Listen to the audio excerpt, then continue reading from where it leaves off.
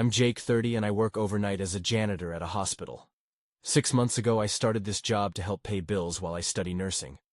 The place is old and kind of creepy. The lights flicker sometimes, and the long, dark hallways make me feel uneasy. Most nights, I'm just tired, but it's just another shift. I can't stop thinking about my third night shift. I was pushing my mop down the main hallway when I noticed a room that was locked tight. I thought it was strange because there were no signs about it. Then I heard a light tapping coming from inside. It was odd. I brushed it off as something broken. The hospital was old, after all. The next nights, that's when things got weird.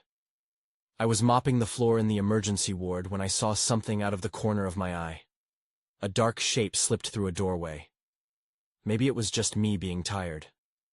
But the feeling of being watched stuck with me. I glanced around, but it was just me and the machines beeping. Once, while cleaning the waiting area, I heard talking. It was faint, like two people having a whispered conversation. I stepped closer, trying to hear better. But as I got near, the voices stopped. I looked around, but the waiting area was empty. It sent chills down my spine. I felt like I was always on edge, waiting for something to happen. Then there were the items. One night, I found a patient's bracelet on my cart. It belonged to someone who'd been discharged hours earlier. I swear I recognized the name, but I didn't remember seeing it before. I picked it up, puzzled. I told myself it probably fell from someone else's bag. I left it at the front desk. My heart raced when I saw the shadow again. It was there, peeking from behind a curtain in one of the rooms. I didn't want to be the one to creep up and find out. I felt a cold sweat on my back. I went back to cleaning, but I couldn't shake it off. Something wasn't right. Then, that last night came, and the shadow kept appearing. I could hear it moving around. Every time I got close to finding it, there was nothing. I wanted to scream, but ended up standing still, frozen. Thoughts raced in my mind. What was happening? I felt like I was losing my grip on reality. Then I heard my name whispered softly. Jake. I turned around. No one was there. The room I'd seen closed off was still locked. I stared at it, feeling my stomach twist. What's in there? I wondered. I needed answers, but part of me was scared of what I might find. Now, looking back, I still can't explain it all. Something was off. I can't shake the feeling that maybe, just maybe, there was something lurking there, watching me. What was it? I don't know. All I can say for sure is, that night has left me feeling haunted. I struggled to focus on my work after that last shift. Each creak of the floorboards seemed amplified in the silence, and I felt every shadow as a potential threat. I tried to keep busy, pushing my mop down the hall, but my mind was elsewhere. The locked room lingered in my thoughts. I couldn't shake the feeling that something was meant to be revealed. That night, while I was in the break room grabbing a quick cup of coffee, the lights flickered again. It sent shivers down my spine. I set the cup down, wanting to leave. But then I heard it. A soft, whimpering sound, almost like someone was crying. Was someone hurt? I stepped out into the hallway, my heart thumping in my chest. I followed the sound, turning a corner toward the pediatric ward. The whimpering grew louder, accompanied by the faint sound of a child's voice. I pushed open the door to the ward but stopped short. It was empty, save for the rows of poorly lit hospital beds. The noise stopped as quickly as it had started, leaving me alone once again. I rubbed my eyes, thinking maybe I was imagining things, but the sensation of being watched returned. I glanced back at the door I just entered, expecting to see someone behind me. Nothing. I decided to head back toward the main hallway. That's when I noticed something sticking out from under one of the beds. Cautiously, I bent down and pulled it out. It was a stuffed teddy bear, its fur worn and matted. I recognized it immediately. It belonged to the little girl I'd seen in the pediatric ward days ago. She had been discharged, and yet, here was her toy, as if someone had intentionally left it behind. I didn't have time to think. The lights flickered again, and the overhead lamp buzzed angrily. It felt like something was coming. I rushed it to the nurse's station, where I could leave it for the staff to return to her. As I walked, I remembered the whispers. They echoed in the hall, still fresh in my mind. But now I could hear something else, a low humming sound vibrating in my chest. I stopped, listening closer. It wasn't just a noise. It felt alive, like a warning. Then, I noticed the air grew colder around me. I looked back, and the locked room stood there, taunting me. The whispers and the humming harmonized, trying to draw me in. I was too scared to move, but too curious to look away. That's when I saw it. A shadow flickered in front of the door, and I felt a rush of ice creep up my spine. My instinct screamed at me to run, but something compelled me to take a step forward. I hesitated, heart racing. What was waiting inside? What would I find? In that moment, the door suddenly rattled. I jumped back, skin prickling. Now the room felt like it was alive, and I was a trespasser. I had to know what was behind that door, but it felt like entering a nightmare.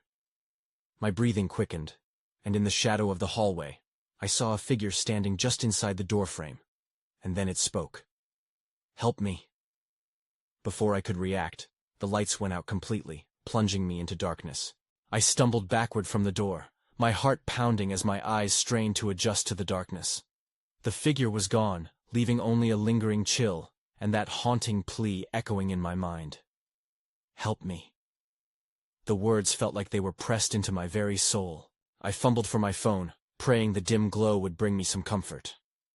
As I turned on the flashlight, the beam sliced through the dark, revealing the empty hall. Nothing was there, but my skin still crawled. The humming faded, leaving only silence. I resisted the urge to call out, "Hello?" Lingering fear held me tight. I turned back toward the locked door, my curiosity battling with my fear. What had I seen? Was it real? I sided with my rational mind, thinking maybe it was a trick of the light or just my imagination. But deep down, I knew I couldn't just walk away. I stepped closer, almost trembling at the threshold. The lock seemed unusually rusted, as if it hadn't moved in years. My fingers traced along its surface. Just then, a loud bang echoed from behind me. I whirled around, heart racing. The noise resonated from the direction of the nurse's station. "Is someone there?" I called, but my voice sounded weak against the silence. I took a tentative step back, preparing to flee down the hallway. Before I could make my getaway, the lights flickered back on, revealing an empty corridor. Confusion tightened its grip on me. I turned to leave but stopped. A piece of paper fluttered to the ground beside the foot of the door. I crouched down to examine it, my flashlight illuminating faded words. A name. Clara. The name sat heavy on my tongue, triggering the memory of the little girl I had seen days before. It had to be her. That thought both excited and terrified me. I stood abruptly, glancing around to see if anyone was watching. Suddenly, memories of her eyes, wide with fear, flashed through my mind. I recalled the way she clutched that teddy bear. Was she scared of something? I wondered. Was there something in that locked room that tied them together? My gut twisted. I had to know more. I peered at the door again. Could I find a way to open it? As I leaned in, I felt a slight warmth, almost as if the door pulsed with life. It brushed against my skin, and chills raced down my spine. With a deep breath, I pushed on the handle, but it was locked tight. I grunted softly in frustration. That's when I heard a distant giggle. It was unmistakably childlike and echoed down the hall. I straightened up, pulse quickening. "Clara?" I said, my voice barely above a whisper. The giggle sounded closer now, followed by more whispers, words mingling together like a soft chant. Panic replaced my curiosity. I stumbled back, stumbling across the threshold of the pediatric ward, eyes darting. I knew I couldn't stay there. Not anymore. I made a decision. I couldn't go back to my routine. I had to get to the bottom of this. I turned on my heel and hurried down the hallway, ready to confront whatever was waiting for me. But before I took 2 steps, a small voice called out from the darkness. "Will you help me?" But now I wasn't so sure who was asking. As I took another step, I froze. That voice, it sounded just like Clara's. Confusion clouded my mind. Who was asking for help? My instincts screamed at me to run, but the pull of the mystery kept me rooted in place, Help! Me! The voice drifted closer, childlike and desperate. It felt real, but it also felt like a lure, drawing me into the shadows. I wanted to turn away, to escape into the safety of the bright nurse's station, but curiosity overpowered my survival instincts. Taking a deep breath, I called out, "Clara, is that you?" The hallway felt narrower, like the walls were closing in on me. Silence answered. I stepped cautiously toward the source of the voice, flashlight beam dancing over the walls. My fingers brushed along the cool metal of the railings as I moved. Each step echoed in my ears, louder than the last. I reached the nurse's station and found it empty. The bright lights illuminated everything, but the comfort they should have brought felt hollow. "Clara? Are you here?" I ventured. In that moment, the lights flickered above me, just as they had before. I glanced around, neck prickling with unease. I felt something behind me and turned quickly, but I was still alone. "You're not alone." The voice was clearer now, but it wasn't Clara. It came from a doorway at the end of the hall, slightly ajar with a shadow spilling forth. Before I realized it, I was moving toward it, despite every rational thought urging me to stop. My heart raced, pounding against my ribs in a frantic rhythm.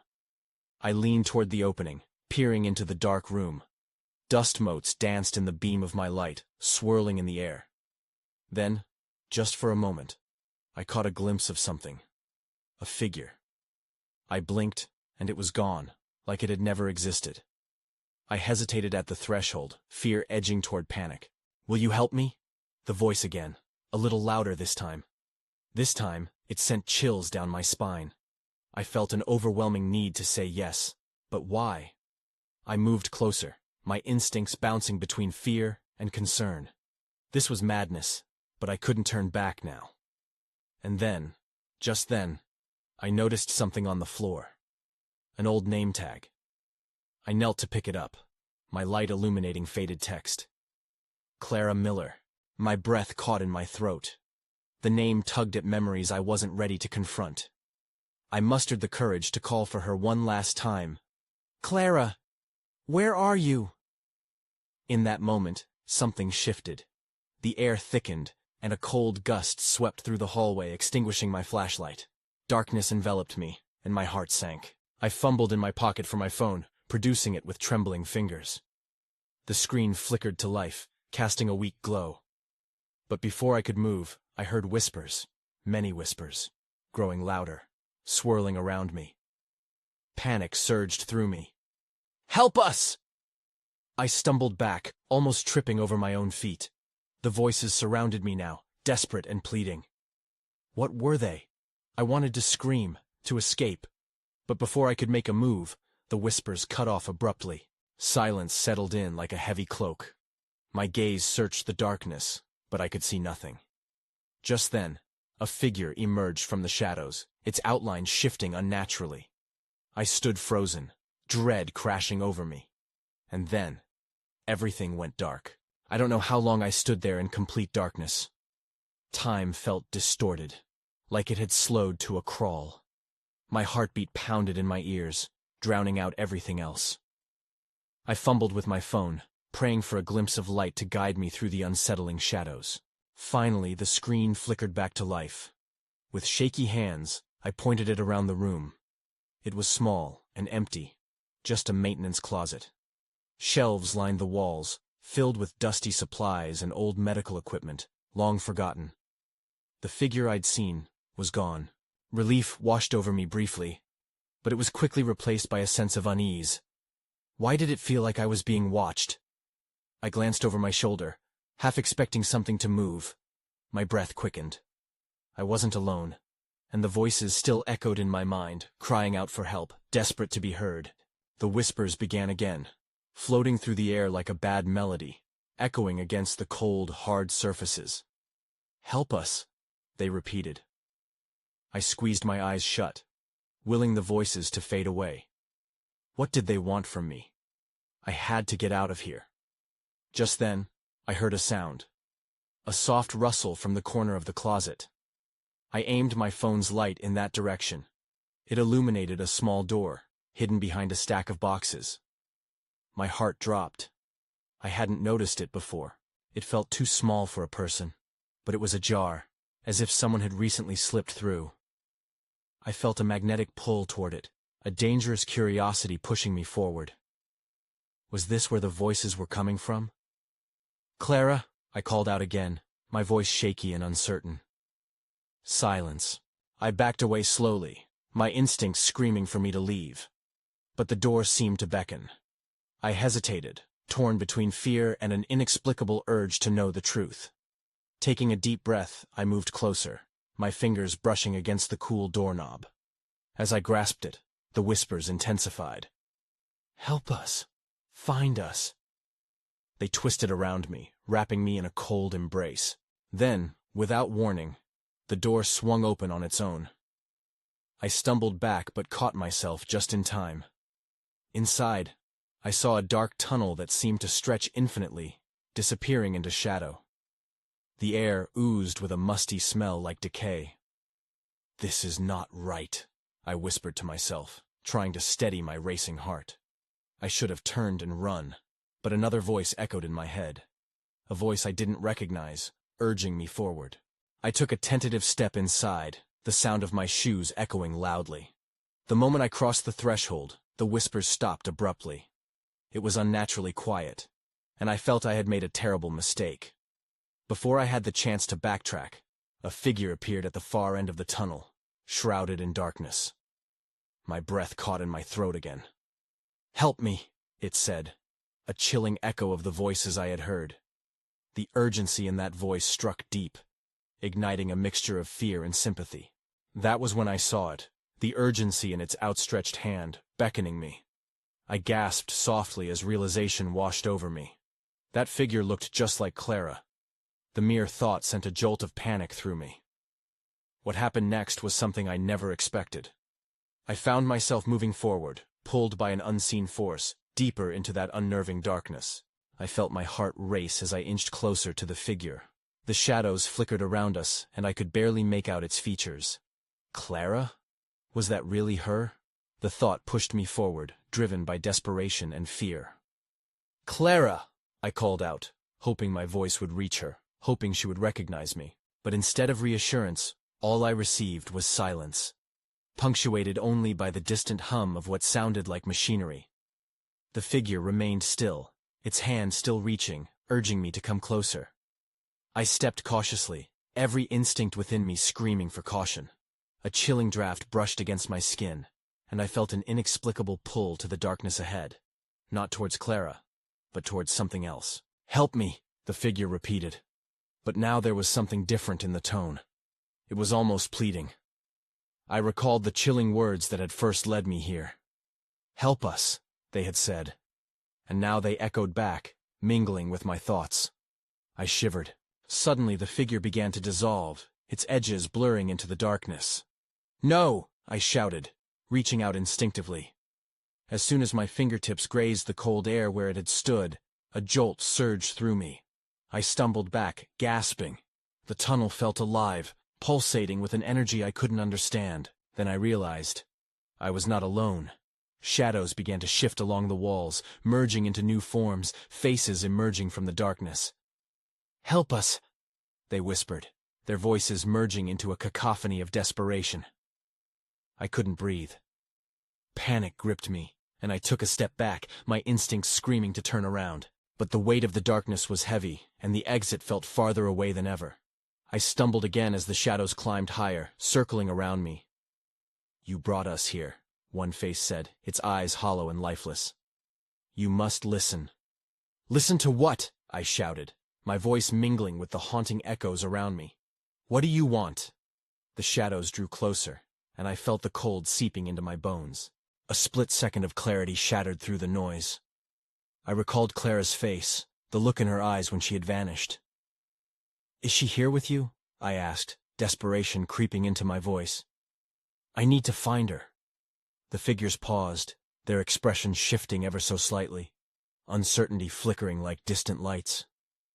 "She is lost, like us," another one replied. "Us." The words sliced through the air, and I felt an overwhelming sadness flood through me. "Hurry!" they urged, their voices melded together. "You must go deeper." Before I could respond, the shadows recoiled, shifting back into the tunnel's depths, creating an opening, a path I had not seen before. My heart raced as I felt that invisible pull again, a frightening call to venture further into the unknown. "Please," I pleaded, glancing back at the figures.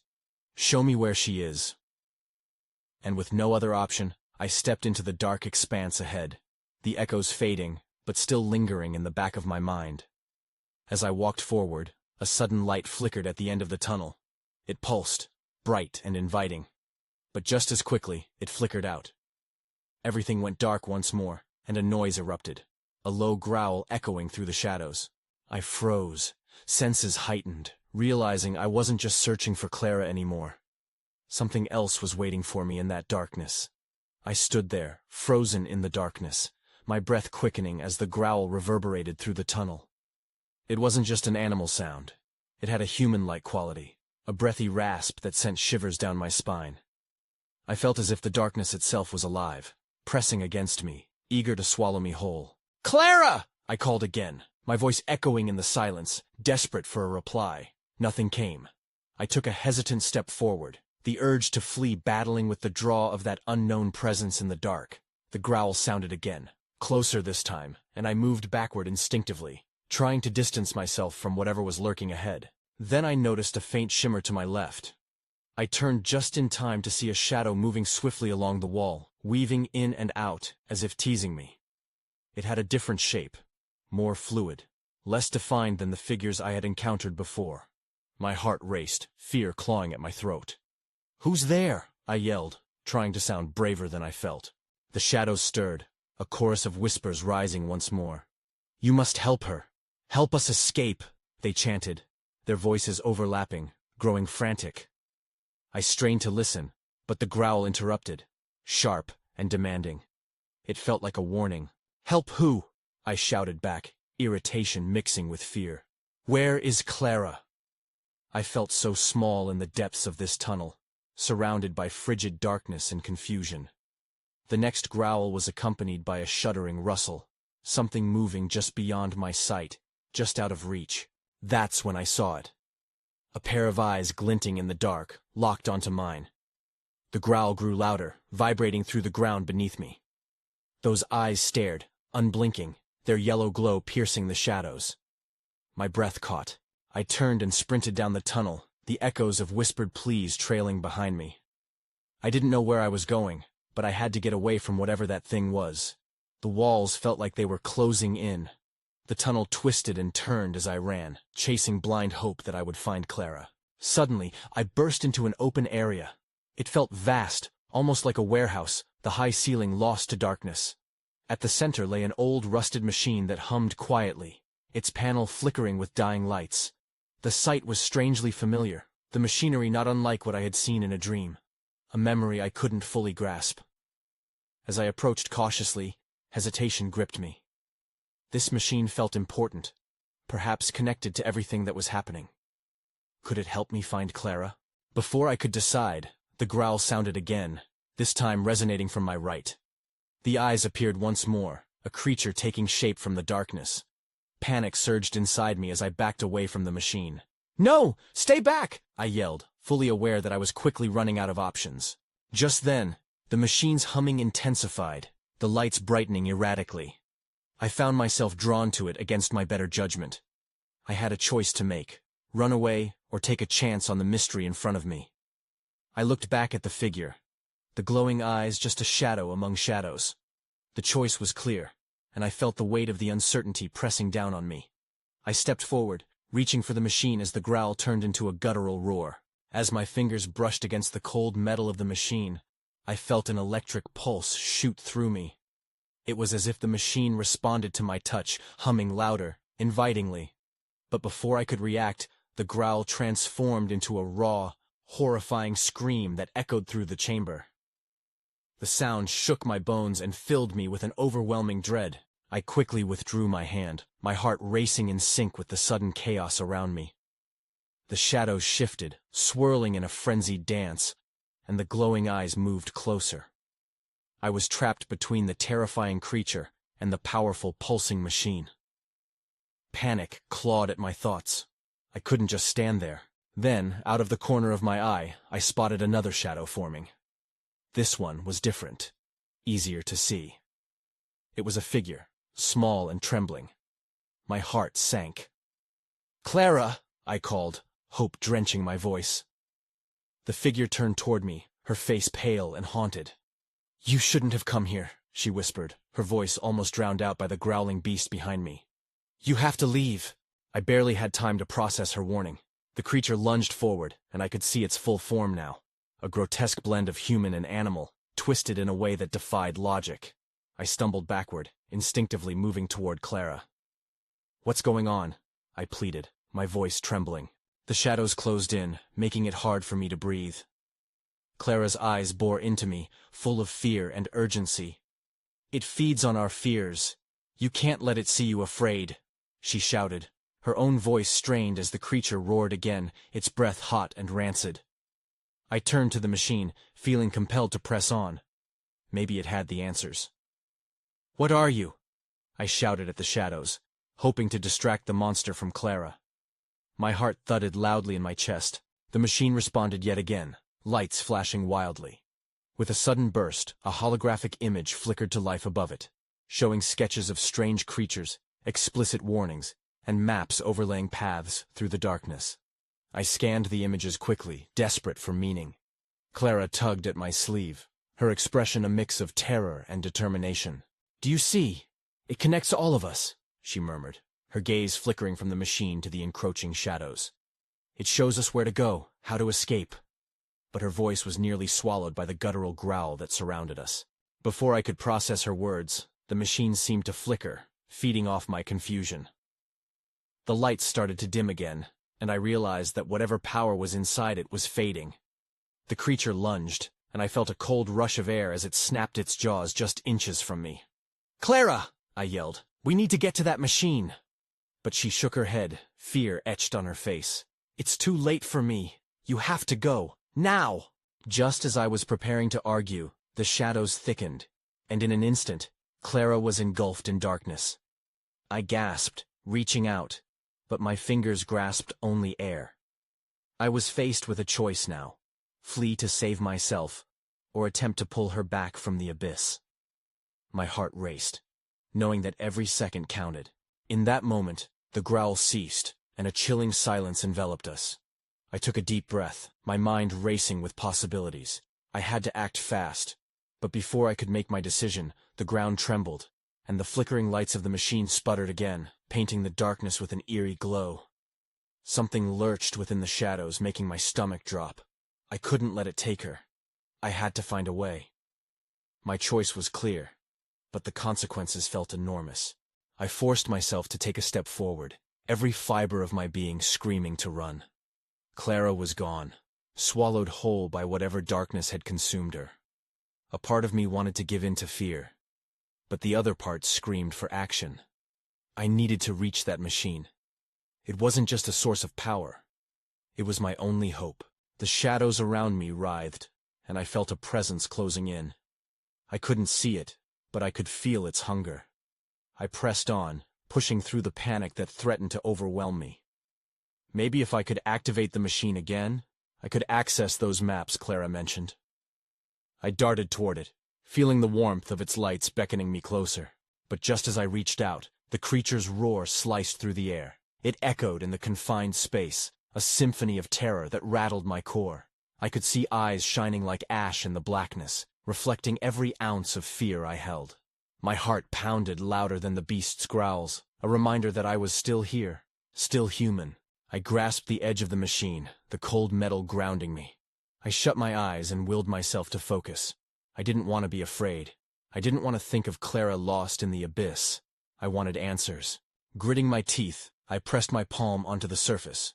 The machine reacted almost instantly, pulsing back to life, and the images sprang forth. I squinted at the projections, trying to decipher their meaning amid the chaos.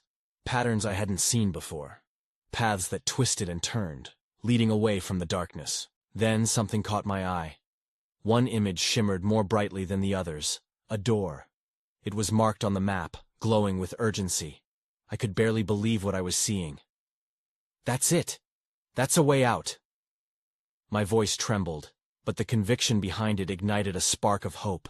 The shadows stirred, aware of my discovery. The growl crescendoed, warning me not to pursue. I glanced around, panic shifting to determination. If the machine showed me a way to escape, I couldn't hesitate. I had to believe it was right. I took a deep breath and stepped away from the machine. In that moment, the shadows lunged, their form coiling toward me. My legs moved before my mind could catch up. I sprinted through the darkness, dodging the menacing presence behind me as I tried to remember the route. Navigational hazards never seemed so real as they did in that moment, and every instinct told me to look back. I couldn't. I focused on the door, pushing forward, adrenaline coursing like electricity inside my veins.